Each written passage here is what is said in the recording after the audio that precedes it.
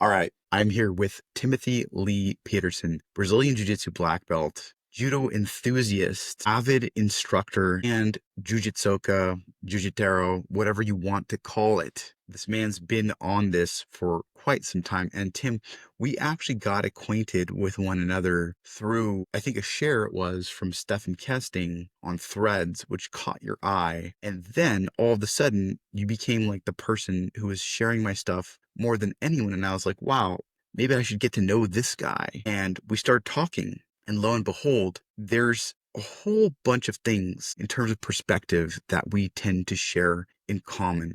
And so we're out here, and I just want to take this time again to get to know more about you, what makes you tick, the way you think. The last time we spoke, you suggested something that was super intriguing for me, and it's a thread that I think is so good for us to start this more hopefully polished interview on. And it was people who get into jiu-jitsu, they do so because it's a kind of fighting and they want to learn to fight ostensibly. But what jiu-jitsu gives them and the real value of jiu-jitsu ultimately is something far beyond sort of the shininess, the imaginary value, the bait, the initial thing that gets you in the door. Can you elaborate on this? Sure. It's great to be talking to you again, by the way. The first thing I would say is that what jiu-jitsu does is to learn it. You're required to identify first as someone who can learn a thing. You come into jiu-jitsu as a student and you begin to learn some techniques. At first you feel a bit lost. You start to get the hang of it. And before you know it, you can show someone an Americana, maybe a bridge escape from mount. You're on your way. And this gives you a change to your own identity. What I mean is you now see yourself not only as someone who can learn something, but someone who is in the process of learning something. And as that's occurring, you're taking it in sort of these bite-sized chunks. And over time, you're able to really make some big progress for yourself and you start to learn jiu-jitsu. And you start to extrapolate that potentially to other parts of your life. And you hear this all the time from people who jiu-jitsu saved them or it taught them that they can do different things. These are all, I think, different ways of saying that I learned that I'm a person who can and will change. And that's important because it's not that we can change by itself. It's that we will change. The time will pass. Okay? The years will pass. And is there some way I could, not passively, but I could enroll myself in something that if I attend to it over time will give rise to some significant change in me? And jiu-jitsu does that. It changes you first in the ways of jiu-jitsu, which is capability of body, maybe capability of mind, maybe capability of making friends and things like this. And so it's a small microcosm of maybe the rest of your life. And you hear people changing their relationships, changing their professions, changing many things in their life that they probably imagined before they did jiu-jitsu. But jiu-jitsu maybe was the first time or a significant time where they could actually identify with being that change itself as it occurs. And to be okay with the bumps and bruises that occur along the way, because you realize you have a lot of support that makes that change possible. And that is really what keeps people in jiu-jitsu, and then what allows them to identify kind of as whatever they might find to be them, and then pursue that with direction and with the ability to go, oh, just like jiu-jitsu, I can learn that if I take it in bite-sized chunks, and I am humble at the beginning, but I expect myself to be able to learn it. I don't expect myself to be overwhelmed. And jiu-jitsu helps prepare people for that. Okay, super cool. And so we're talking about change and change over time and change not in a passive sense, but in a sense of an activity that invites something more substantial than just waiting for change or just permitting change or allowing change. So the sense of change, the specific change that we're after here, is that something that we can tie into a lot of these ideas that you hear kind of tossed around about jiu-jitsu being like a meditation in motion, right? Or some form of, I don't know, mindfulness practice. Yeah, you ever really come to like a song and maybe the lyrics, and then you like later on in life you hear about the lyrics of that song and you're like, wait, it's about that? I thought it was about this. And yet all that time up until you enjoyed it as if it was about what you thought it was about. And it was about those things, and you probably had your life enriched and nourished in different ways because of that. The point is that jujitsu, like that song, can be many things for people and as they change. It's kind of like if you had a deck of tarot cards and you put them out in front of you, and I said, this one is your card, and I gave it to you. You could be like, oh yeah, that's my card because the card of death means change in my life. And if I said, well, actually, I made a mistake. It's the jester card is your card. You go, yeah, because I have a lot of different components of my personality, and I should make sure to nourish each one of them and not, let one wilt on the vine while the other ones flourish. And I think jujitsu has a common goal, which is the development of the skill of jujitsu. And so as that occurs, in parallel to it, other types of change can occur. And the skill part of jujitsu happens with your classmates, and that kind of helps bring a little hustle and bustle along to whatever other projects you might have going for yourself. Does that get to what you're aiming at? I think so. And so in that vein, when you're talking about how even the way in which jujitsu sort of alights upon different aspects of our lives or different aspects of our personalities, it means different things to us at different stages. I suppose my question would be, what uniquely does it keep in common with itself over time throughout these changes? Like the merit to it, right? Is there an overarching or a broad merit to it, or a significance to it that sort of pertains generally to all people insofar as they're engaged with it? Yes, I think a couple things come to mind. One of these is it's important for us to remember that even things like expressing language we know is done through movement. I control my vocal cords so that the displacement of the air, aka the sounds I make, can be language and we can speak English and we can communicate with each other. Most of our brain is wired, most of our nervous system is wired for movement. So, movement is something that nourishes us in different ways, whether it's walking, whether it's playing tag, whether it's playing sports, whether it's doing jujitsu, whether it's speaking and trying to articulate our ideas. That's a funny place to misspeak. It allows for us to engage with each other, and it nourishes many different parts of us that I think are required for us to feel healthy and have a good standard baseline. There's this old game. I'm thinking about this quite a bit because I just did a podcast with Steve Kwan and we talked about Elden Ring. So I'm thinking about games a lot. Okay. But there's this game where it's called The Sims, where you have these different bars that have to be managed. You have to have hunger, you have to have bathroom, and one of them is social. You have to have social. And I think people neglect that social does not mean, did I like enough things that day? Social means active engagement with other human beings that have mutually shared goals, whether that's just be to live in a community peacefully together or skills like acquiring jiu-jitsu. When you socialize with other people, that nourishes your body and your mind. So on the one hand, jiu-jitsu does this. It helps people get a social nourishment, but it does it for groups of people that might not normally find that easy to engage with because it forces you to partner with people. It forces you to spar with different people. And if you're kind of a shy person generally, that might be tough for you to find that kind of socialization unless it's sort of made formal as it is in a class setting. Now, let's take a couple other things. It helps in the sense that, let's say you're a sort of natural athlete and you succeed in football, basketball, when you play with your friends, things like this. You'll almost always still fail in jiu-jitsu when you first start in terms of being submitted over and over. But what's actually happening is you're noticing that there's something else going on other than your physicality that leads to success. So an athlete might start to notice that when they slow down and consider what they're doing in jiu-jitsu, that they yield different or maybe even better results. And this may then apply to other parts of their life. As a third example, take somebody who is pretty shy generally and is physically not very intimidating and has trouble. Maybe you've seen this kind of person in class. They learn a choke from the back and they have trouble even putting enough pressure to make the person tap. They feel like they're going to squeeze a little bit and the person's head is going to explode or something. And you're like, no, just fine. Just squeeze them a little bit and they're going to tap. This person then realizes that they can engage kind of physically hard with something and both parties will be okay.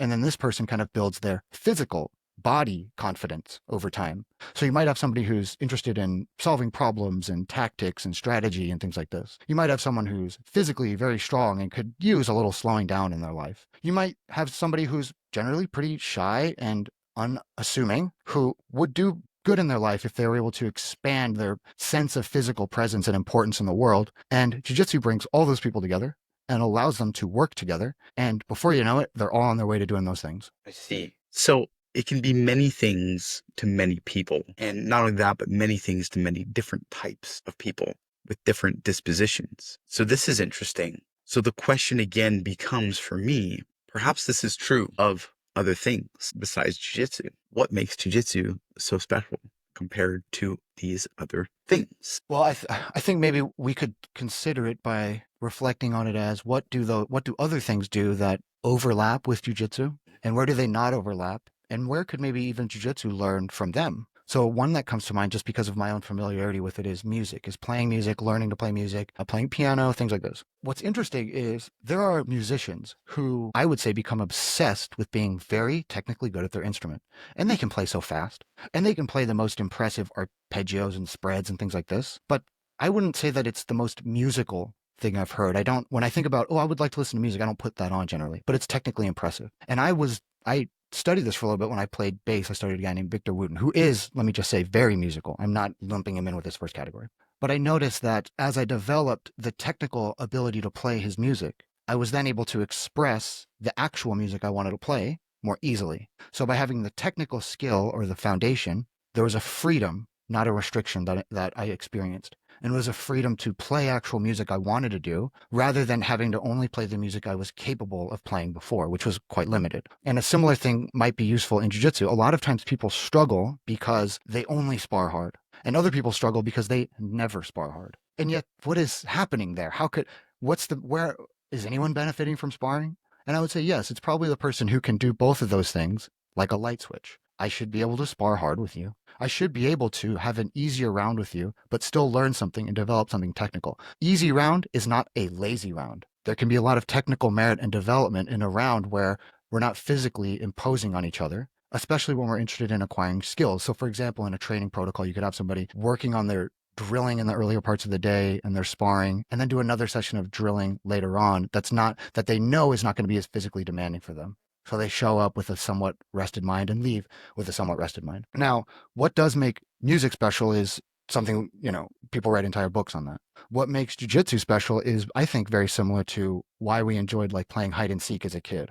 Because there's this game element to it where even if you're actually a bit bigger than me and stronger in jiu-jitsu, there's a game to it where I could still beat you. There's also a part where to learn, there's a saying that I reflect on sometimes, which is in order to learn if you can trust someone, you have to trust them. Or the only way to find out if you can trust someone is to trust them. And jiu-jitsu asks you about that on day one. What do you feel about that? And my answer is, I'll let you choke me first. I'll let you throw me first, all that. Because I've done it enough times. And if this is day one for you, I want you to be like, I'm going to leave this fine and I get to do the attacking. I get to have all the magic in my hands. And then later on, you get introduced to other stuff. I'm kind of circling around a few points here. One, trying to just align it with something like music, but still answer the question about what makes jiu-jitsu itself special. Again, it's like, man, some people love to listen to music only to dance. Some people are really good musicians, and it's only because they feel like they're forced to play it. Some people only enjoy jiu-jitsu because of the competition. But I wonder if it's because all they've done is compete. Some people love teaching once they discover it because of the way it lets them interface with other people. But maybe when you just describe what teaching is like to them and they're just like, I have to make a lesson or something like that, it doesn't sound that appealing. So I'm a bit wary sometimes even to say that I have a fully fleshed out idea of what appeals to people about jiu-jitsu, because that's also changing for me. And it's something that I think it can be affected. I think you can change what it is that people find appealing about jiu-jitsu as you inform them about it. Because all they have at first is fighting, right? That's the only answer that someone could possibly give.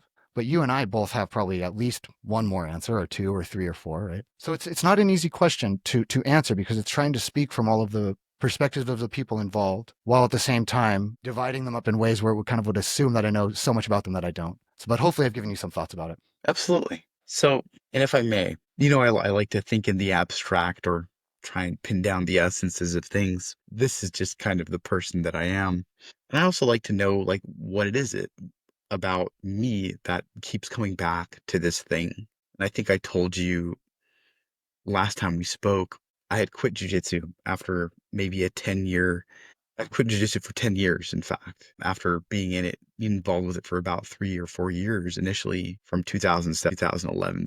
And the reason I quit was because of a falling out with a very decorated, multiple time world champion black belt instructor at the time, who had submitted and then beat on position. And his reaction was kind of what you might expect, and in kind of a cliche fashion. He was really upset and was mad at me and told me I went too hard, whatever it was. Anyways, I quit. Came back to it 10 years later. But the only reason I came back to it, the thing that was the most motivating and insistent, and that made me think I need to come back to this and stick with it as a kind of discipline for life, was a bunch of really difficult family drama, something like a breakup with a girl I'd been speaking with for 3 to 4 months, say, and close with emotionally. And it was only really the extreme pain of that that brought me back to jujitsu and made me think like, okay, you have to do this and you have to stick with it this time. But also there was like a really incredible resistance to doing it.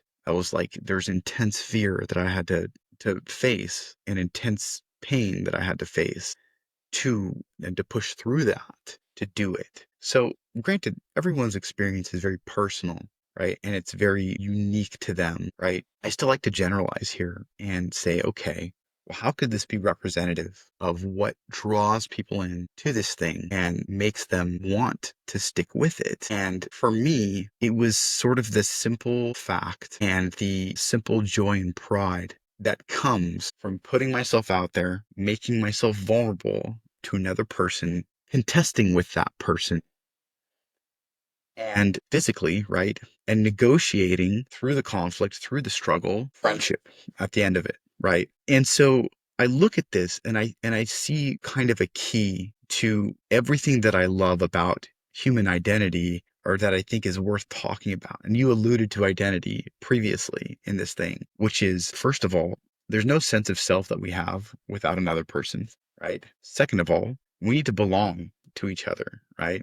We need to be involved with other people, right? And third, we need to be able to be ourselves and be authentic with other people, right? And so jujitsu is just this amazing way, visceral way of negotiating all of these things in an amicable way, right? You have the conflict, you have the need for truth and authenticity, for overcoming, you have the struggle, and you also have the belonging. And it's all encapsulated in every round, in every struggle, right? That you can engage in. And furthermore, it's something that we can walk away from, relatively speaking, in one piece. You don't have to worry about concussions so much. There isn't a crazy demand for athleticism. The impact of and the danger of throws, like in judo, which when you're trained properly is greatly lessened, but it's less there in jiu-jitsu in the way that we practice it currently. So I think I throw all that out there just to see like what your thoughts are on that. Yeah. Like, do you feel that Yeah. there's I something unique in jujitsu as far as a path to embracing like personal identity, humanity, yeah, community all at the absolutely. same time? Absolutely, yes. It's interesting because as we talk, I think we are dig into a question, and in the back and forth, the question becomes clearer in the way that it sort of crystallizes what we might really be looking to talk about. And you started listing a few things that came to mind about jujitsu, the conflict, the resolution, and the thing that kept coming to mind for me that I was hoping you would say and also wouldn't say, so that I could say it, is forgiveness. The forgiveness of it, because the difference between jujitsu and all the grappling sports and fighting arts is the primacy of submission.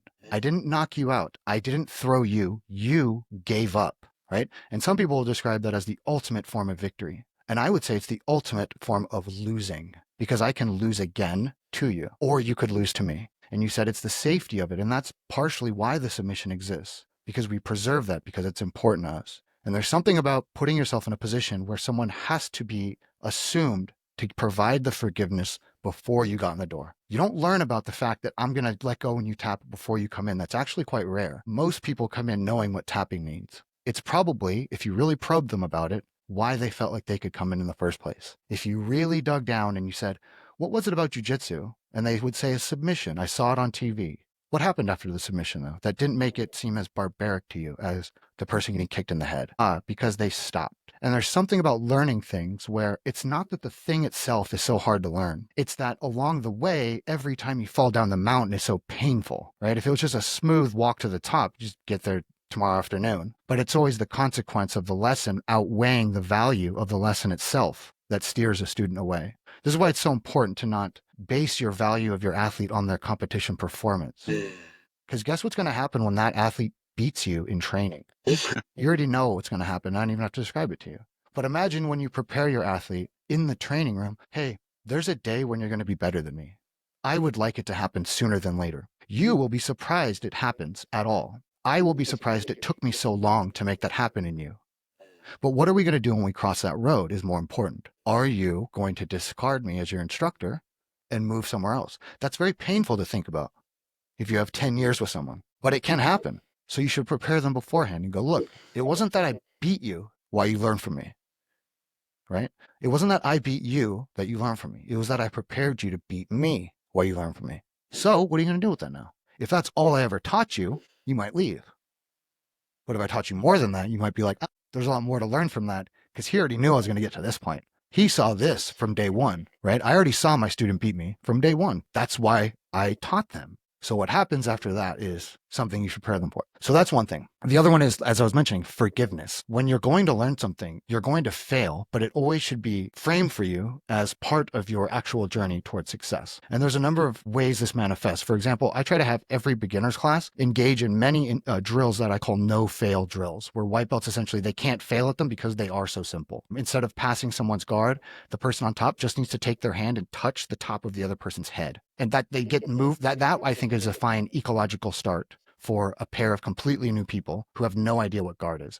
Touch the top of the person's head with one of your hands. And there's a forgiveness that needs to be given for the students for the oversimplification that I'm doing for this drill for the sake of integrating them into the class. But I think in large part, jiu-jitsu has a lot of forgiveness built into it, and forgiveness between each other for if I accidentally kick you in the face and you know it was on accident while we're sparring or drilling. Forgiveness with yourself because you are just a white belt, as you can clearly see. So there's no expectation for you to beat a purple belt. It's built into the system. You're not supposed to beat them. They're purple belt. It helps you to be able to forgive yourself. Forgiveness as an instructor to be like, yes, I'm a black belt. My instructor is a 6th degree black belt. When their lessons are clearer than mine, I'm not going to be discouraged because your concerns as a black belt might change and hopefully do mature and evolve and don't only stay with, can I beat all the other brown belts and maybe some of the black belts? That's fine. It's great. It helped, but it's not the only thing there is. So again, I think jujitsu, along with all the things you're saying, has in it a system for what I'll call forgiveness or grace or something where you're able to make mistakes that are not catastrophic.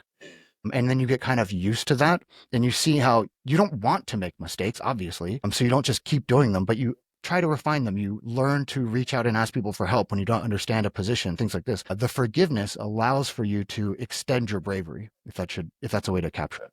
Super cool. So it seems like we're cashing out the many connotations of the term gentle in gentle art, right?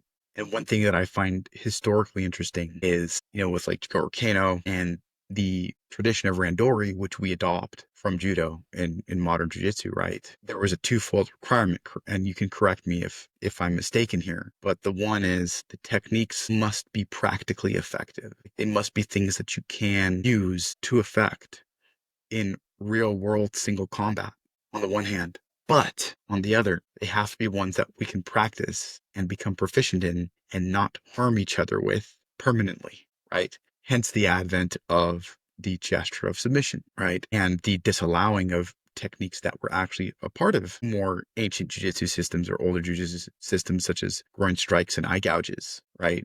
The kind of stuff we see in Krav Maga, right? So there's this humanization of what was originally something very taboo in Japan, only fit for the warrior caste, something that was not originally for public consumption. It was literally a way for the samurai to continue to try and kill when they were disarmed and dismounted from their horses, right? Now has become this thing that retains sublatively, right? That kernel of viciousness, but has become humane, fit for public consumption. And not only that, but laudable and healthy and socially constructive and positive. I think that's with the idea of forgiveness. That's kind of where my mind went, is that there's no offense that should occur inside of the training room if we're all following the rules properly and the etiquette properly. That shouldn't be forgivable, right? Barring freak accidents and such things. Yeah. Let me share this with you because I know that you have something to get to. I was thinking about the gesture of bowing. Why does bowing exist and what could that symbolize? And there are some explanations for it. I'm not going to get into those right now. But imagine a situation where we're both black belts, okay? And one of us shows up to the other's class unannounced. What's going to happen? Ooh, is it going to be is it going to be one of their only death matches that they ever have? Is that what's going to happen? Are they going to fight each other to the death for the honor of the school? And if the black belt who came in wins, he owns the school now or something? Because that can be the thinking. It can be that if two black belts go at it, it has to be war. And I'm not saying that you shouldn't do that ever. Of course, I'm not saying that. But what I'm saying is, what if we actually want to have productive time training together? and we want to be able to train hard together as well, not get injured. And we want to, well, what we could do is I could go through the motions of a takedown, guard pass, and submission on you, and you tap, and you make it seem like you're fighting back. So that I really feel like I submitted you. I actually submitted you because you were seem like you're fighting back. And then I do the same thing for you. And you take me down and you pass my guard and you submit me. And I seemed like I was really fighting back. And everyone watched this. Remember, everyone watched this. Okay. So what do they see? Well, James, he submitted Tim, and Tim, he submitted James. So I guess they're both black belts. They're both good. They're both good. They both must be good. And now maybe you and I feel free to actually train with each other. Because now when you submit me for real, it doesn't. And if I submit you for like whatever. Yeah. Now, what if we didn't want to spend 2 minutes and 15 seconds of every round doing that? So we later go, okay, well, I'm just going to take you down and pass your guard and pin you, and we'll just assume that I got the submission, and then you do the same for me. And then the next week, okay, well, I'm going to take you down, and I'll just take you down. And then you just take me down, and like you knew I was going to pass, and then like I would submit you, and you do the same thing for me. And then next week we're like, well, what if I just do that with my head, and you just kind of do that with your head, and then we actually right, and we consolidate and we pack in all the information into a gesture, and the gesture's bowing, and we pack in all the forgiveness you ever need with when we need it. And this is all in martial arts. And what's interesting is everyone will start doing it. Nobody has really an explanation for why is it that gesture and not another gesture. I'm sure there's reasons. But the function of the gesture is more important, which is the organization of people that may not even know each other into a class setting so people can be productive.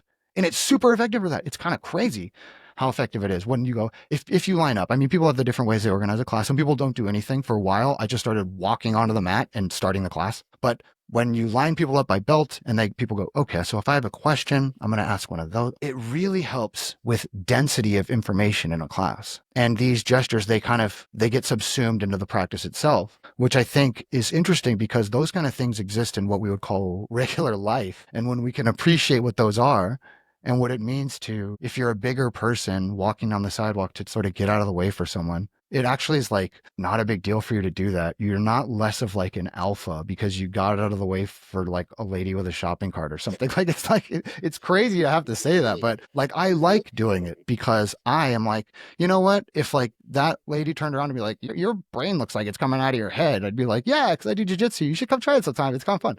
You know what I mean? Instead of being like, I have to be the toughest guy everywhere. It's like I could be the guy that you throw around a little bit and you laugh and then you try jujitsu and you have a fun time and you have a great time and you enjoy it.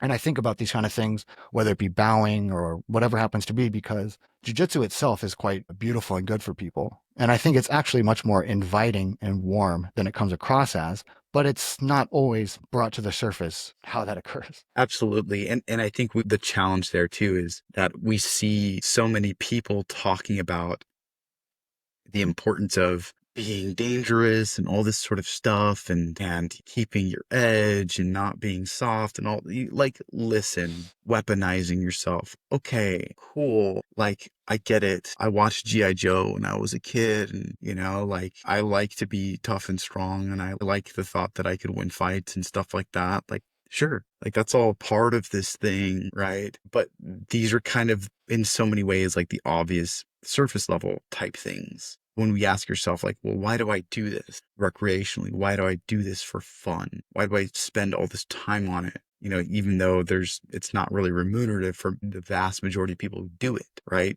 And granted, there are legitimate practical applications in military law enforcement, executive protection. Sure.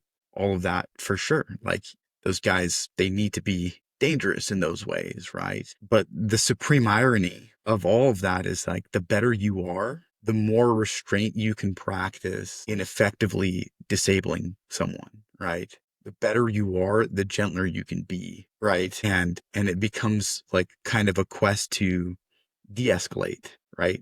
If it comes down to, okay, this is unarmed single combat and I have a duty in mind, like the less harm you can inflict in those situations, usually the better off all parties are, right?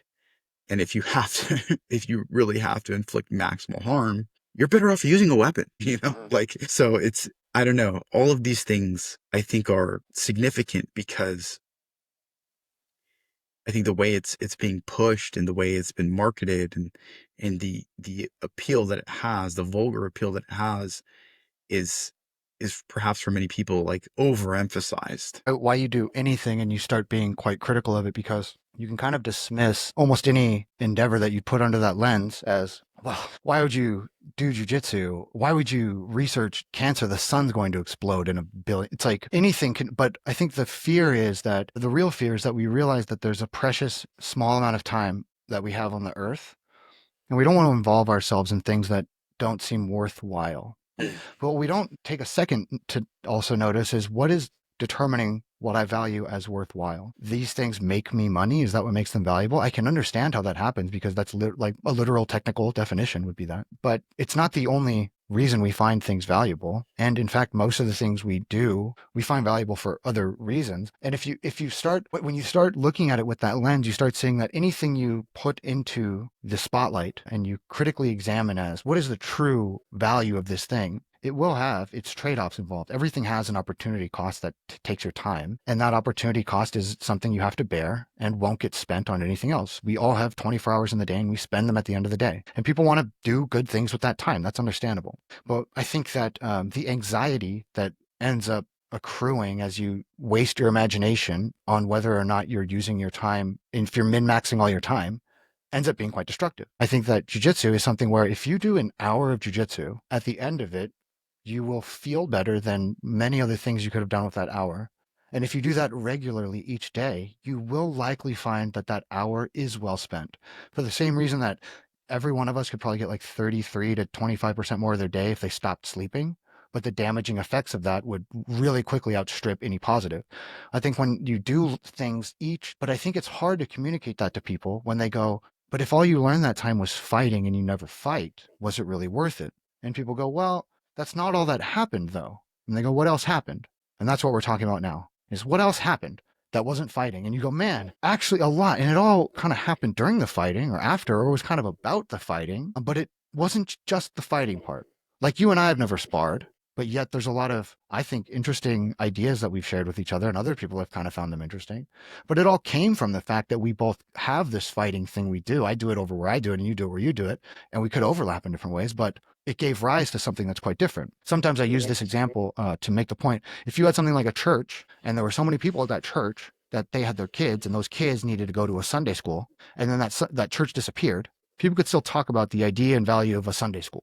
They could still understand what that was. And I think that's similar to jiu-jitsu. You have this thing that everyone comes together for, this jiu-jitsu thing. And from that sprout all these other relationships and dynamics and scenarios that people get involved with. And those themselves are very valuable and enriching. And so the jiu-jitsu, the fighting, was one part. But then all the other things that came out of it are the other parts. And those things are tough for people to understand before they do jiu-jitsu. But once they do jiu-jitsu, you can see why everyone who does it basically treats it like it's some holy grail they found. Because for a lot of people, it effectively is. And that's not anything to sneeze at. That's something that when it happens on that scale, it's like, the reason I ended up getting an iPhone wasn't because I read all the specs and was like, man, this is the device for me. That's not what I did. And same with jiu-jitsu. You hear 2 or 3 of your friends talk about this same thing. And you're like, maybe I give it a try. Absolutely, man. And it's funny because I'm sitting here and I've got this browser tab hovering over us right now, and it's this inquiry. I was actually talking with ChatGPT and I was asking it, like, there's a book called The Anxiety of Influence by Harold Bloom, who was the foremost literary critic of our time, effectively, before he passed in recent years. And he came out with this book, The Anxiety of Influence, which he proclaimed was a Nietzschean theory of poetry and poetic influence. I asked ChatGPT, I was like, in what way is that true?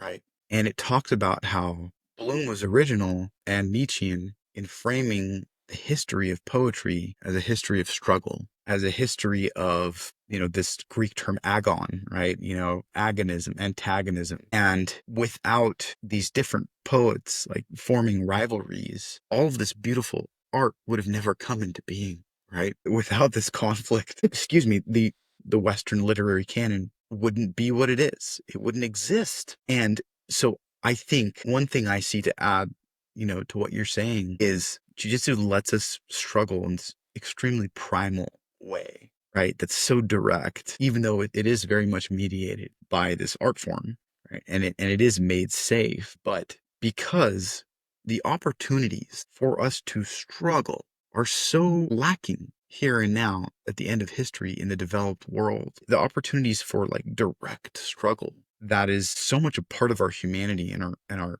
ability to make meaning. Meaning to me, most primally, is moving through resistance, right? Being able to do that with another person is so powerful in this way that it can reorient our perception of ourselves, of reality, of, our nature's fundamentally social creatures, but also fundamentally creaturely creatures, right? And because we get to sort of rehearse and celebrate and commemorate this distinction within us, this gap between our sort of intellectual, rational nature and our creaturely, dark, chaotic nature. The art encapsulates it in this ritual of combat, right? And I think for those reasons, it can do the incredible things for people that it does, right? That we've brushed on. We've only brushed on with this conversation so far. Yeah, one thought on that is I would first, just for what I'm going to say, distinguish between struggle and what we'll just say voluntary struggle, right? The struggle that you're talking about for meaning, where you decide to engage with something that isn't like you are currently on fire or starving or things like this, right? The things that go a little bit beyond that. And in many ways, it reminds me of a type of exposure therapy where jiu-jitsu challenges you potentially physically, potentially mentally, potentially socially in a way where if somebody is scared to ride on elevators, for example, you might ask them to look at an elevator, see if they can even stomach doing that. And if they can't look at an elevator, you might ask them to draw a rectangle on a piece of paper. That's why when somebody is that way, you kind of like, you hear phrases like, why don't you pick on someone your own size? Right? Where in our language, we recognize that, you know what, if you were so tough, why don't you engage in some of the violence that we sanction against someone that actually would be a test of your mettle? Because we do respect that. There's something about us that doesn't say, that says, hey, struggle and conflict are real. Human beings have to survive. But it's not appropriate in society to be violent towards just citizens and people like this. But it is appropriate if another person wants to. That's part of being a free person, is if I want to fight you and you want to fight me, like, we should be able to make that happen. And we respect people that do that and succeed at it in different ways. And jiu-jitsu is kind of an exposure that lets you exist somewhere on that gradient. You can just be someone in class who drills, and if you just left, people would be like, oh, you're kind of missing maybe the fun part, but no one would like ostracize you for doing that. They'd probably want you to feel more comfortable sparring at some point. Absolutely, man. Tim, this has been illuminating. I know we have much more to speak on, but I think this is a really good starting off point for some further things that we might speak on. Is there anything that you want to add before we close this one out? Likewise, I'm sure we will.